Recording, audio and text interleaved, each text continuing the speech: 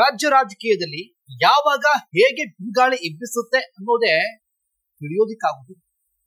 ರಾಜಕೀಯದಲ್ಲಿ ಯಾವಾಗ ಹೆಂಗೆ ಕೆಲವು ಸಂಗತಿಗಳು ಬದಲಾಗುತ್ತೋ ಅನ್ನೋದೇ ತಿಳಿಯದ ಸಂಗತಿ. ಆಗ ಆಪರೇಷನ್ ಕಮಲ ಆಯ್ತು, ಹಾಗೆ ಆಪರೇಷನ್ ಹಸ್ತ ಕೂಡ ಆಯ್ತು. ಆದ್ರೆ ಈಗ ಆಪರೇಷನ್ ಜೆಡಿಎಸ್ ಆಗಬಹುದೇನೋ ಅನ್ನುವಂತಹ ರೀತಿ ಭಾಸವಾಗ್ತಾ ಇದೆ. ಹೌದು, ಈಗಾಗಲೇ ಬಿಜೆಪಿ ಜೊತೆಗೆ ಮೈತ್ರಿ ಮಾಡಿಕೊಂಡಿರುವಂತಹ ಜೆಡಿಎಸ್ ತನ್ನ ಬಲವನ್ನ ವೃದ್ಧಿಸಿಕೊಳ್ಳೋದಕ್ಕೆ ಪ್ರಯತ್ನ ನಡೆಸ್ತಾ ಇದ್ರೆ, ಇತ್ತ ಬಿಜೆಪಿ ಜೊತೆಗಿನ ಮೈತ್ರಿಗೆ ದಳದಲ್ಲೇ ಭಿನ್ನ ಧ್ವನಿ ಕೇಳಿ ಬರ್ತಾ ಇದೆ.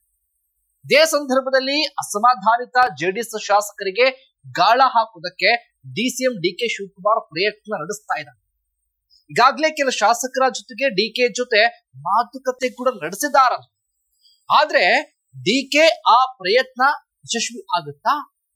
ಎಸ್ ವೀಕ್ಷಕರೇ, ನೆಲ ಜಲ ಭಾಷೆಗಾಗಿ ಪ್ರಾಮಾಣಿಕ ಪತ್ರಿಕೋದ್ಯಮ ನೀವು ನೋಡ್ತಾ ಇದ್ದೀರಿ ಫೋಕಸ್ ಟಿವಿ. ಇದು ಈ ಕ್ಷಣದ ಸುದ್ದಿ. ನಾನು ಶಿವು ರಣರಾಮ್.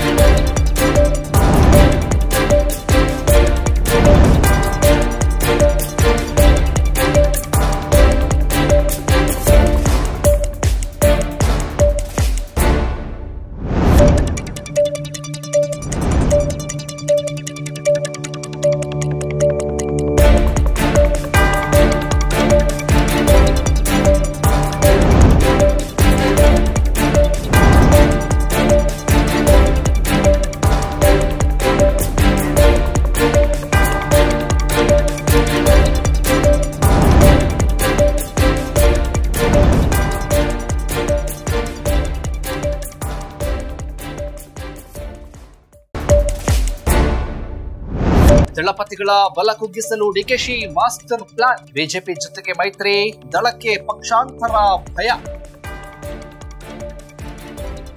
ಈಗಾಗಲೇ ಕೆಲ ಶಾಸಕರ ಜೊತೆಗೆ ಡಿಕೆ ಮಾತುಕತೆ. ಜೆಡಿಎಸ್ ಶಾಸಕರನ್ನ ಸೆಳೆಯಲು ಡಿಕೆಶಿ ತಂತ್ರ. ಶಾಸಕರನ್ನ ಕೈನತ್ತ ಸೆಳೆಯುವಲ್ಲಿ ಡಿಕೆ ಯಶಸ್ವಿ ಆಗ್ತಾರಾ? ಜೆಡಿಎಸ್ ಪ್ರಾಬಲ್ಯ ಕಡಿಮೆ ಮಾಡಬೇಕೆಂಬ ಡಿಕೆಶಿ ಲೆಕ್ಕಾಚಾರ. ದಳಪತಿಗಳ ಬಲವನ್ನ ಕುಗ್ಗಿಸೋದಕ್ಕೆ DCM DK Shivakumar master plan ಮಾಡಿಕೊಂಡಿದೆ.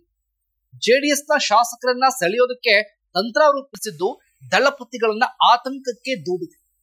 ಈಗಾಗಲೇ ಬಲವನ್ನ ಕುಗ್ಗಿಸಿಕೊಂಡಿರುವಂತಹ ಜೆಡಿಎಸ್ ಮೈತ್ರಿಯಿಂದ ಉಸಿರಾಡ್ತಾ ಇದೆ. ಆದ್ರೆ ದಳದೊಳಗಿನ ಅಸಮಾಧಾನವನ್ನ ಬಂಡವಾಳ ಮಾಡಿಕೊಂಡಿರುವಂತಹ ಡಿಸಿಎಂ ಈ ನಿಟ್ಟಿನಲ್ಲಿ ತೆರೆ ಮರೆಯಲ್ಲಿ ತಂತ್ರಗಾರಿಕೆಯನ್ನು ನಡೆಸ್ತಾ ಇದ್ದಾರೆ ಅನ್ನುವಂತಹ ಮಾಹಿತಿ ಕೂಡ ಇದೆ. 2023 ವಿಧಾನಸಭಾ ಚುನಾವಣೆಯಲ್ಲಿ ಜೆಡಿಎಸ್ ಕೇವಲ 19 ಸ್ಥಾನಕ್ಕೆ ಇಳಿದು ಬಿಟ್ಟಿತ್ತು. ಚನ್ನಪಟ್ಟಣದಲ್ಲಿ ತೆರವಾದ ಸ್ಥಾನಕ್ಕೆ ನಡೆದಂತಹ ಚುನಾವಣೆಯಲ್ಲಿ ಜೆಡಿಎಸ್ ಸೋಲನ್ನ ಅನುಭವಿಸಿತ್ತು. ನಿಖಿಲ್ ಕುಮಾರಸ್ವಾಮಿ ಸೋಲುವಲ್ಲಿ ಡಿಕೆಶಿ ಪಾತ್ರ ಪ್ರಮುಖವಾಗಿತ್ತು. ಹೀಗಾಗಿ 18 ಸ್ಥಾನಕ್ಕೆ ಜೆಡಿಎಸ್ ಇಳಿದಿತ್ತು. ಇದೇ ಸಂದರ್ಭದಲ್ಲಿ ಬಿಜೆಪಿ ಜೊತೆಗಿನ ಈ ಮೈತ್ರಿಯಿಂದ ಜೆಡಿಎಸ್ ತನ್ನ ಬಲವನ್ನ ಕೊಂಚ ವೃದ್ಧಿಸಿಕೊಂಡು, ಬಿಜೆಪಿ ಜೊತೆಗಿನ ಮೈತ್ರಿ ಇದ್ರೂ ಕೂಡ ಜೆಡಿಎಸ್ ಶಾಸಕರಿಗೆ ಪಕ್ಷದ ನಿಲುವಿನ ಬಗ್ಗೆ ಅಸಮಾಧಾನ ಕೂಡ. ಕೆಲವು ಶಾಸಕರು ಬಹಿರಂಗವಾಗಿಯೇ ತಮ್ಮ ಪಕ್ಷದ ನಿಲುವಿಗೆ ಅಭಿಪ್ರಾಯವಾಗಿ ಅಂದ್ರೆ ಒಂದು ಪಕ್ಷದ ನಿಲುವಿಗೆ ಬಹಿರಂಗವಾಗಿ ಅಭಿಪ್ರಾಯವನ್ನ ವ್ಯಕ್ತಪಡಿಸ್ತಾ ಇದ್ದಾರೆ. ಜಿಟಿ ದೇವೇಗೌಡರು ಹಾಗೆ ಅವರ ಪುತ್ರ ಜಿಟಿ ಹರೀಶ್ ಪಕ್ಷದ ಜೊತೆಗೆ ಒಂದು ರೀತಿಯಲ್ಲಿ ಅಂತರವನ್ನ ಕಾಯ್ದುಕೊಂಡಿದ್ದಾರೆ. ಇನ್ನು ಶಾಸಕಿ ಕೆರೆಯಮ್ಮಾಗೂ ಕೂಡ ಪಕ್ಷದ ನಿರ್ಧಾರದ ಬಗ್ಗೆ ಅಸಮಾಧಾನ ಭುಗಿಲೆದ್ದಿದೆ. ಈಗಾಗಲೇ ಹಲವು ಶಾಸಕರ ಜೊತೆ ಡಿಕೆ ಶಿವಕುಮಾರ್ ಮಾತುಕತೆಯನ್ನು ನಡೆಸಿದ್ದಾರೆ ಎನ್ನುವಂತಹ ಮಾಹಿತಿ ಕೂಡ ಇದೆ. ಬಿಜೆಪಿ ಜೊತೆಗಿನ ಮೈತ್ರಿಯಿಂದ ಒಲ್ಲದ ಮನಸ್ಸಿನಲ್ಲಿರುವಂತಹ ಹಲವು ಶಾಸಕರಿಗೆ ಡಿಸಿಎಂ ಡಿಕೆ ಶಿವಕುಮಾರ್ ಗಾಳವನ್ನ ಹಾಕಿದ್ದಾರೆ. ಭವಿಷ್ಯದ ರಾಜಕೀಯದ ಭರವಸೆ ನೀಡಿ ಸದ್ದಿಲ್ಲದೆ ತೆರೆಮರೆಯಲ್ಲೇ ಕಸರತ್ತನ್ನ ಕೂಡ ನಡೆಸಿದ್ದಾರೆ. ಯಾಕಂದ್ರೆ 2028ಕ್ಕೆ ರಾಜ್ಯದಲ್ಲಿ ಕಾಂಗ್ರೆಸ್ ಸರ್ಕಾರ ಅಂದ್ರೆ ಮತ್ತೆ ಕಾಂಗ್ರೆಸ್ ಪಕ್ಷ ಅಧಿಕಾರಕ್ಕೆ ಬರಬೇಕು ಅನ್ನುವಂತ ಲೆಕ್ಕಾಚಾರದಲ್ಲಿ, ಜೆಡಿಎಸ್ ಪ್ರಾಬಲ್ಯ ಕಡಿಮೆ ಮಾಡಬೇಕು ಅನ್ನುವಂತ ಲೆಕ್ಕಾಚಾರದಲ್ಲಿ ಡಿಸಿಎಂ ಡಿಕೆ ಶಿವಕುಮಾರ್ ಅವರು ಇದ್ದಾರೆ. ಅದೇ ಕಾರಣಕ್ಕೆ ದಳಪತಿಗಳ ಪ್ರಬಲಕ್ಕೆ ಕಡಿವಾಣವನ್ನ ಹಾಕೋದಕ್ಕೆ ಇನ್ನಿಲ್ಲದ ಪ್ರಯತ್ನವನ್ನ ನಡೆಸ್ತಾ ಇದ್ದಾರೆ.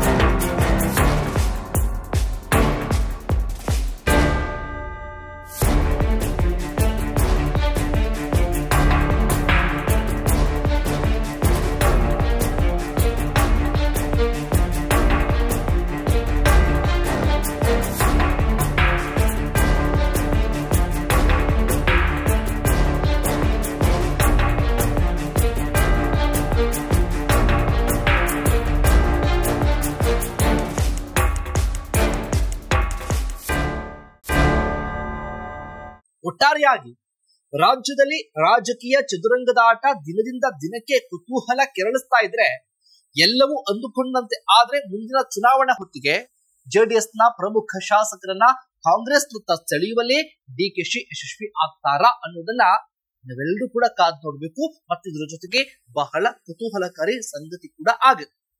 ಇದಾಗಿತ್ತು ಕ್ಷಣದ ಸುದ್ದಿ. ನೆಲ ಜಲ ಭಾಷೆಗಾಗಿ ನೋಡ್ತಾ ಇರಿ ಫೋಕಸ್ ಟಿವಿ.